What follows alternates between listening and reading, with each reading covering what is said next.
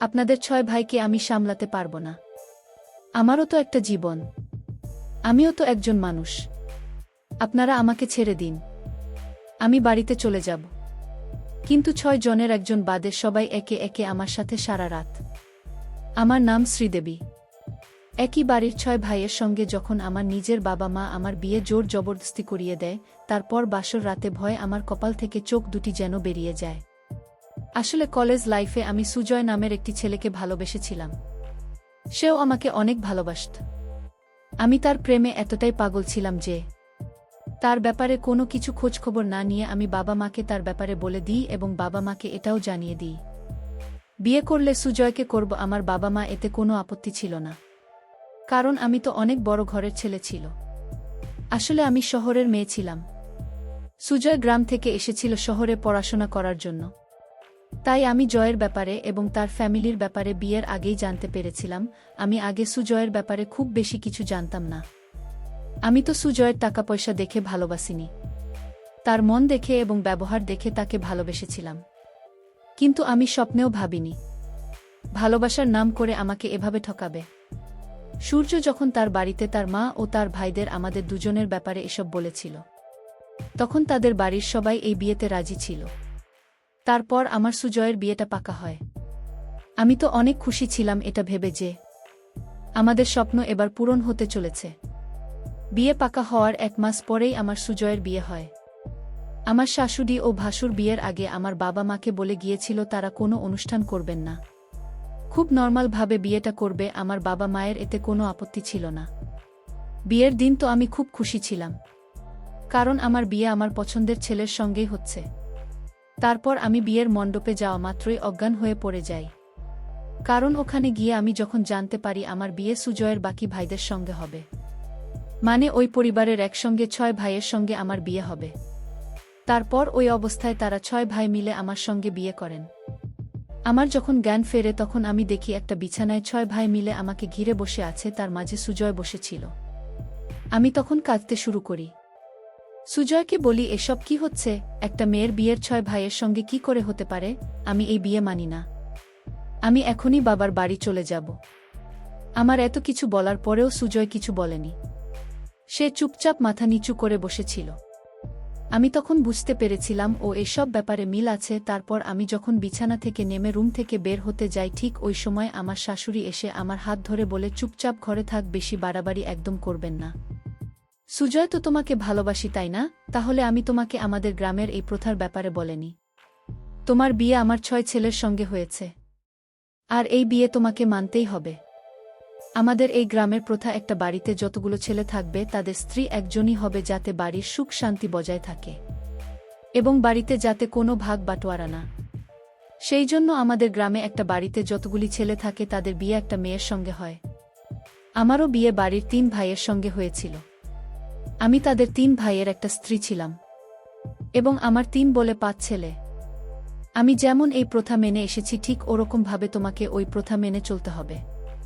আমি শাশুড়ির হাতে পায়ে ধরে বলেছিলাম আমার সঙ্গে যাতে এরকম অন্যায় না করবেন না।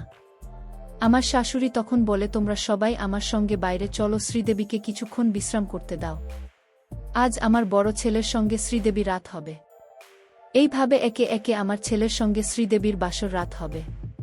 এই কথা বলে যখন আমার শাশুড়ি তার ছেলেদেরকে নিয়ে রুম থেকে বাইরে যায়, তারপরে তো আমার মাথায় যেন বাজ ভেঙে পড়ে। কারণ একটা মেয়ে কোনোদিনও 6 জন ছেলের সঙ্গে সংসার করতে পারে না। কারণ আমার মনের মধ্যে তো শুধু সুযোগ ছিল। আমি সুজয়কে মন থেকে ভালোবেসেছিলাম, কিন্তু ভাবতেও পারিনি সে আমাকে এভাবে সার্থক হবে। তারপর আমি তো মাথায় হাত দিয়ে কাঁদতে কাঁদতে এটাই ভাবি, আমার যখন এদের সঙ্গে বিয়ে হয়েছিল ওই মুহূর্তে আমার বাবা মা কোথায় ছিল? বাবা মা কি এই ব্যাপারে কিছুই জানে না? আমি তো মাথায় হাত দিয়ে এইসব চিন্তা করছিলাম আর ভাবছিলাম এখান থেকে কিভাবে পালানো যায়, কারণ এখান থেকে না পালাতে পারলে আমার জীবন নষ্ট হয়ে যাবে। তারপর আমি ভেবে নিয়েছিলাম যেমন করেই হোক আমাকে এখান থেকে পালিয়ে বাবা মায়ের কাছে যেতে হবে। তারপর আমি একটা উপায় খুঁজে বের করি। আমার রুমের মধ্যে জানালাটা ছিল, জানালা দিয়ে আমি পালিয়ে গিয়েছিলাম। পালিয়ে গিয়ে আমি বাবা মায়ের কাছে গিয়েছিলাম। ওখানে গিয়ে আমি বাবা মাকে বলেছিলাম আমার সঙ্গে এরকম হয়েছে। আমার বাবা মা তখন চুপচাপ মাথা নিচু করে কাঁদছে। আমি তখন মাকে জিজ্ঞেস করি, তোমরা কি জানো আমার সঙ্গে কি হয়েছে? তোমরা ওই সময় কোথায় ছিলেন? তোমরা কিছু বলছো না কেন? মা তখন বলে, আমরা সব জানি। তোর সঙ্গে কি হয়েছে? আমি তখন মাকে বলি, সব জানার পরেও তোমরা চুপচাপ হাতে হাত দিয়ে বসে আছো কেন? মা, আমি ওই বাড়িতে এক মুহূর্তও থাকতে পারবো না। তারা যদি আমার সঙ্গে কিছু বাড়াবাড়ি করে, তাহলে আমি পুলিশের কাছে গিয়ে তাদের নামে মামলা করব। আমার বাড়ি আসার দিন 4 ঘন্টা পরেই দেখি আমার শ্বশুরবাড়ির লোক চলে এসেছে।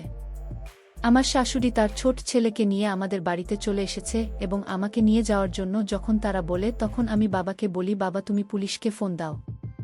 কিন্তু বাবা তখনও মাথা নিচু করে চুপচাপ দাঁড়িয়েছিল।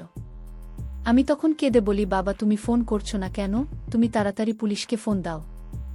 আমার শাশুড়ি তখন হেসে বলে, তোমার বাবা কিছু করবে না। তোমার বাবা নিজের ইচ্ছায় সবকিছু জানা সত্ত্বেও তোমার বিয়ে আমার 6 ছেলের সঙ্গে দিয়েছে। বিয়ের আগে তোমার বাবার সঙ্গে একটা চুক্তি হয়েছিল, যেটার ব্যাপারে তুমি জানতে না। তোমার বাবাকে যখন বলেছিলাম তোমার বিয়ে শুধু সুজয়ের সঙ্গে নয়, আমার 6 ছেলের সঙ্গেই হবে, এটা শুনে তোমার বাবা মা এই বিয়েতে রাজি হয়নি। তারপর তোমার বাবাকে যখন টাকার লোভ দেখিয়েছিলাম এবং বলেছিলাম, তোমার ভাইয়ের বিদেশে পড়ার সমস্ত খরচ আমি দেব, তারপরে তোমার বাবা এই বিয়েতে রাজি হয়। তোমার বাবা তোমাকে আমাদের কাছে বিক্রি করে দিয়েছে। তোমার ভাইয়ের ভালো ভবিষ্যতের জন্য। আমার শাশুড়ির মুখ থেকে সব কথা শুনে তো আমি জ্যান্ত লাশ হয়ে যায়। কারণ বাবা মা আমার সঙ্গে এরকম কিভাবে করতে পারে? তারা ভাইয়ের ভালো ভবিষ্যতের জন্য আমাকে এদের কাছে বিক্রি করে দেয়। বাবার আর্থিক অবস্থা খুব একটা ভালো ছিল না।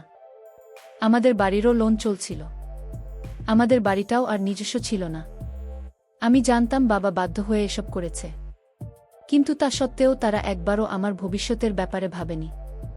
এসব কিছু জানার পরেও আমি যখন তাদের সঙ্গে শ্বশুরবাড়ি যেতে রাজি হইনি, তখন আমার শাশুড়ি আমার বাবাকে আঙুল দেখিয়ে বলে, আপনার মেয়ে শ্বশুরবাড়ি যাবে না, তাহলে আপনি এক্ষুনি আমাকে সমস্ত টাকা পয়সা ফেরত দিন। আর যদি ফেরত দিতে না পারেন, তাহলে আপনার মেয়েকে ভালোভাবে বুঝিয়ে বলুন, যাতে ও চুপচাপ আমাদের সঙ্গে চলে যায়। বাবা তখন কাঁদতে কাঁদতে আমার সামনে হাত জোড় করে দাঁড়ায়। ও বলে আমি যাতে শ্বশুরবাড়ি চলে যায়। আমি তখন বুঝতে পেরেছিলাম বাবা কিছুই করতে পারবে না। ওই সময় আমি মায়ের চোখের দিকে তাকিয়ে দেখেছিলাম এবং বুঝতে পেরেছিলাম এতে মায়ের কোনো দোষ ছিল না। কারণ আমার বাবা আমার মায়ের তো কোনো রায় মানত না। মা নিশ্চয়ই ব্যাপারে বাধা দিয়েছিল, কিন্তু বাবা হয়তো মানেনি। তখন আমি চুপচাপ আমার শাশুড়ির সঙ্গে শ্বশুরবাড়ি চলে যায়। শ্বশুরবাড়ি আসার পরে সেদিন না চাইতেও সুজয়ের বড় দাদার সঙ্গে আমার প্রথম রাত হয়। সুজয়ের বড় দাদা যখন আমার রুমে এসেছিল, তখন আমি তাকে হাত জোড় করে বলেছিলাম যাতে উনি আমার সঙ্গে কোনো রকম না করেন। কিন্তু উনি রুমে ঢোকা মাত্রই বলেছিলেন আজ আমার সাথে ওনার রাত এবং উনি নিজের মুখ খারাপ করতে চান না। উনি নিজের মিটিয়ে রুম থেকে চলে যান। তারপরের দিন সুজয়ের পালা ছিল। ভেবেছিলাম সুজয়ের সঙ্গে যখন সময় কাটাব, তখন তাকে বোঝানোর চেষ্টা করব। সেদিন যখন সুজয়ের সঙ্গে আমার বাসর রাত ছিল, তখন আমি খুব খুশি ছিলাম এবং ভেবেছিলাম আজ সুজয়কে বলে সব কিছু ঠিকঠাক করে নেব। সেদিন যখন রাতের বেলা সুজয় আসে, তখন আমি তাকে বলেছিলাম, এই বাড়ির ছেলে আমরা দুজন কোথাও চলে যাব এবং সেখানে গিয়ে সংসার করব। তাহলে তো এইসব প্রথা আর আমাদের মানতে হবে না। কিন্তু সুজয় পরিষ্কার ভাষায় বলেছিল, সে বলেছিল আমি এই প্রথার যথেষ্ট সম্মান করি এবং আমার মায়ের কোনো কথার অমান্য করতে পারব না। তখন আমি রেগে সুজয়ের কলার ধরে বলেছিলাম, তাহলে তুমি আমাকে ঠকিয়েছে কেন? তুমি আমাকে ভালোবাসো, তাহলে এরকম কিভাবে করতে পারো? তুমি বিয়ের আগে এসব কথা কেন বলনি? তুমি তো আমাকে অনেক ভালোবাসতে, তাহলে তুমি আমার সাথে কিভাবে এরকম করতে পারো? সুজয় তখন হেসে নিজের গলা থেকে আমার হাত দুটো সরিয়ে দেয়, বলে আমি তো তোমার সঙ্গে ভালোবাসার নাটক করেছিলাম যাতে তুমি আমার প্রেমে পড়ে যাও এবং তোমার পরিবারকে যাদের টাকার লোভ দেখিয়ে তোমার সঙ্গে আমরা 6 ভাই মিলে যাতে বিয়ে করতে পারি। কারণ তোমার পরিবারের ব্যাপারে আমরা আগেই খোঁজখবর নিয়েছিলাম এবং জানতে পেরেছিলাম তোমাদের আর্থিক অবস্থা খুব একটা ভালো নেই। তোমার ভাই পড়াশোনায় খুব ভালো, কিন্তু ও টাকা পয়সার অভাবের জন্য বিদেশে যাওয়ার স্বপ্ন পূরণ করতে পারছে না।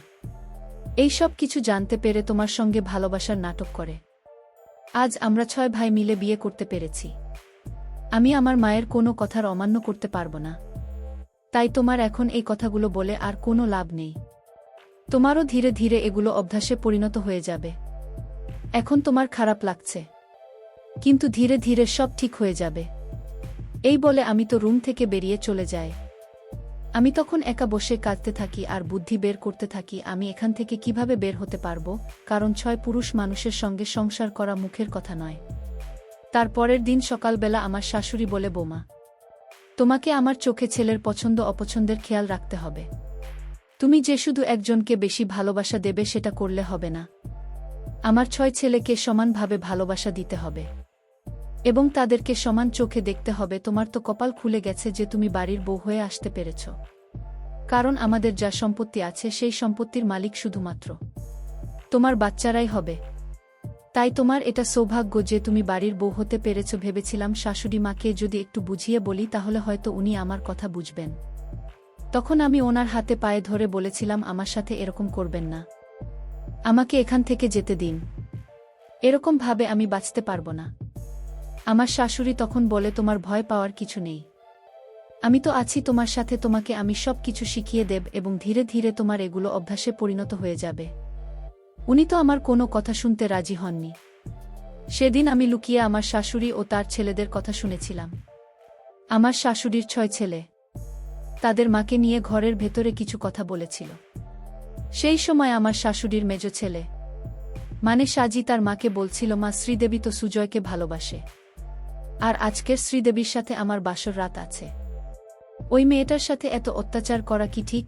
কিভাবে আমাদের 6 ভাইকে সামলাবে? ঠিক ওই সময় সুজয় ও তার বড় দাদাকে বলে, এত কষ্ট করে মেয়েটাকে বউ বানিয়ে নিয়ে আসতে পেরেছি, আর তুই সব কিছু নষ্ট করে দিতে চাইছিস। আমাদের গ্রামে এই প্রথা অনেক আগে থেকেই সবাই মেনে চলেছে, তাই আমরাও এই প্রথম মেনে চলব। তোকে ভালো লাগুক আর না লাগুক তোকে এগুলো মেনে চলতেই হবে। তখন আমার শাশুড়ি সাজিদের মাথায় হাত দিয়ে বলে, ধীরে ধীরে সব কিছু ঠিক হয়ে যাবে, তাই এসব নিয়ে আর বেশি মাথা ঘামাতে হবে না। এবার তোমরা সবাই নিজের নিজের কাজে যাও। সেদিন যখন সাজিদের সঙ্গে আমার বাসর রাখছি, সেদিন আমি সাজিদের ব্যবহার দেখে অনেক আশ্চর্য হয়েছিলাম, কারণ সে তার বাকি ভাইদের থেকে সম্পূর্ণ আলাদা ছিল। সে যখন আমার রুমে এসে আমাকে বলে, তোমাকে আমার থেকে ভয় পাওয়ার কোনো দরকার নেই, আমি তোমার সঙ্গে কোনো রকম কিছু করব না, কারণ আমি জানি তুমি সুজয়কে ভালোবাসত। আমিও এই প্রথা মানি না, কিন্তু কিছু করার নেই, বাধ্য হয়ে মায়ের কথা মানতে হয়েছে। সাজিদ তখনও আমার দিকে হাত বাড়িয়ে বলে, তুমি কি আমার ভালো বন্ধু হতে পারবে?